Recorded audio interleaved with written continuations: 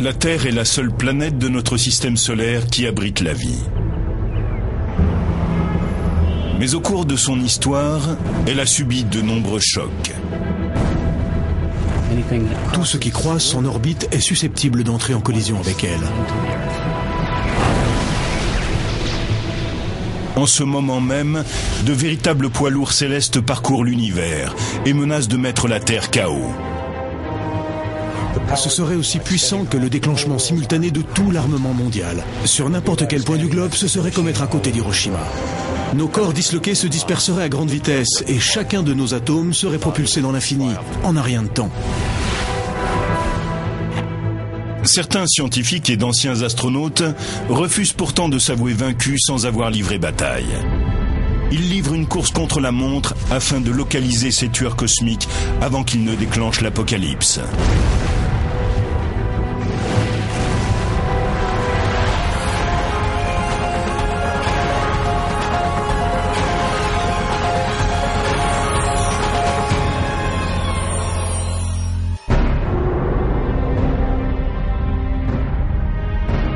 La Terre brille comme un saphir dans notre système solaire.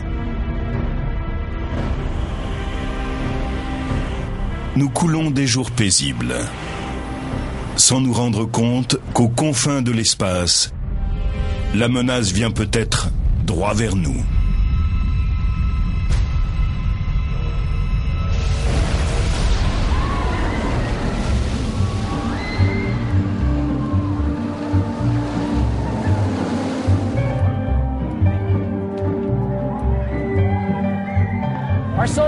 Notre système solaire ressemble beaucoup à un parc d'attractions. La Terre et la plupart des autres objets suivent un chemin bien établi autour du Soleil. Normalement, tout se déroule sans problème. Mais parfois, surgissent le chaos et la violence.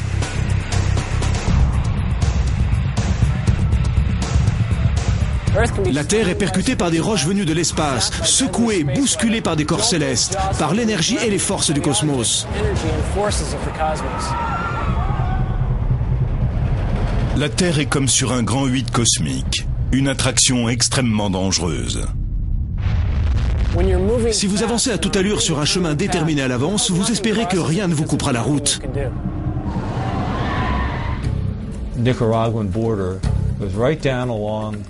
L'astronaute Rusty Schweikart est bien placé pour savoir à quel point les objets célestes peuvent être dangereux.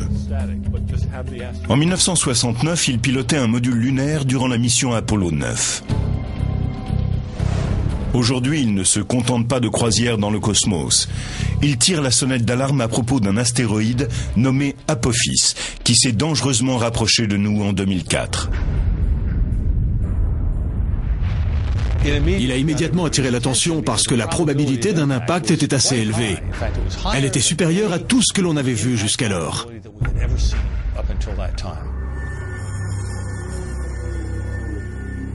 Schweikart cite en exemple un précédent événement terrifiant qui montre les dégâts causés par l'impact d'un astéroïde plus petit qu'Apophis. Nous sommes le 30 juin 1908 à 7h15 du matin.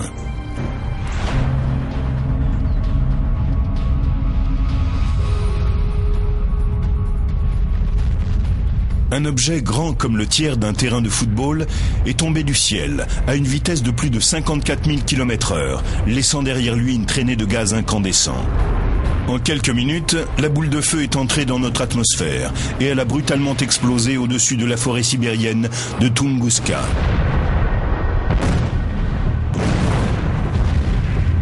C'est la plus grande explosion de l'histoire de l'humanité. Elle provoqua des vagues de chaleur qui incendièrent 80 millions d'arbres sur une superficie de plus de 1500 km². Heureusement, il n'y eut aucun mort, car la région était très faiblement peuplée. Si cet astéroïde avait explosé quelques heures plus tard, il n'aurait pas touché la Sibérie, mais l'Europe. Et s'il avait explosé en vol au-dessus d'une ville, il y aurait eu des millions de morts en un instant. L'explosion de Tunguska a soulevé des controverses au cours du siècle dernier. Aujourd'hui, de nombreux scientifiques s'accordent sur le fait qu'un astéroïde était à l'origine de l'explosion. Aussi incroyable que cela puisse paraître, il n'est jamais entré en collision avec la Terre. Il a explosé à 8 km au-dessus du sol gelé de Sibérie. Un petit astéroïde rocheux ne peut pas survivre à sa plongée dans l'atmosphère terrestre. Quand il entre en contact avec la plus basse atmosphère, à environ 80 000 km/h, il est comme un œuf qui s'écraserait sur du ciment.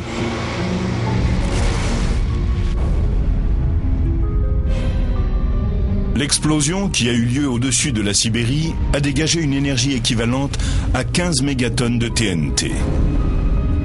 C'est-à-dire 1000 fois plus qu'Hiroshima. Si cela devait se produire au-dessus d'une grande ville, elle serait anéantie.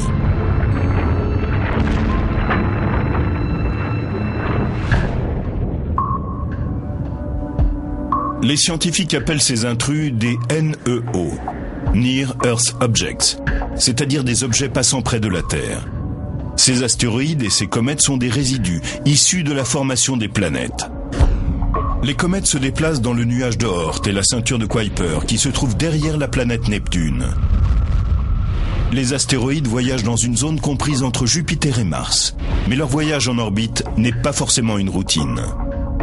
La plupart des astéroïdes sont en orbite dans une ceinture bien définie entre Mars et Jupiter. Ce ne sont pas ceux-là qui nous préoccupent. Mais quand l'un d'entre eux sort de cette zone et se dirige vers la Terre, là, les astronomes commencent à s'inquiéter. Très souvent, ces résidus cosmiques sont déviés de leur orbite et entament une course qui peut s'achever par une collision avec la Terre. L'atmosphère épaisse de notre planète pulvérise une grande majorité d'entre eux.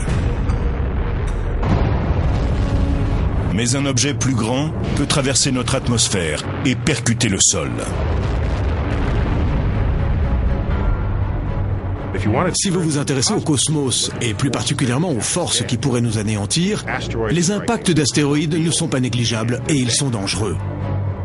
C'est déjà arrivé et cela arrivera encore. Il y a 65 millions d'années, un astéroïde de la taille d'une bourgade est tombé du ciel.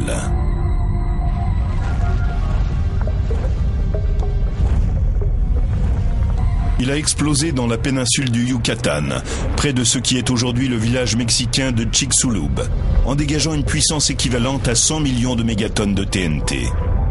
En percutant le sol, l'astéroïde a projeté des milliards de tonnes de croûte terrestre dans l'atmosphère. Cela a fait comme un voile autour de la Terre, bloqué la lumière du Soleil et fait disparaître la base de la chaîne alimentaire, tout en déclenchant l'extinction d'un certain nombre d'espèces. On pense que c'est ce violent impact qui est à l'origine de l'extinction des dinosaures. On peut penser que les astéroïdes sont un fléau. Mais c'est grâce à l'un d'entre eux que nous sommes ici aujourd'hui.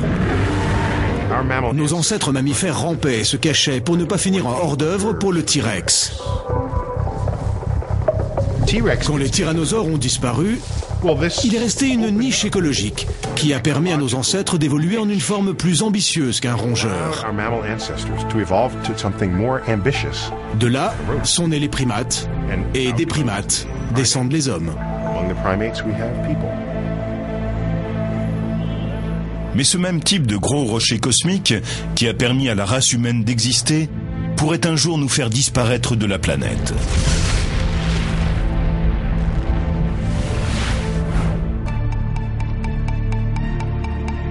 En 1998, le Congrès américain a demandé à la NASA de détecter tous les NEO d'au moins 800 mètres de diamètre.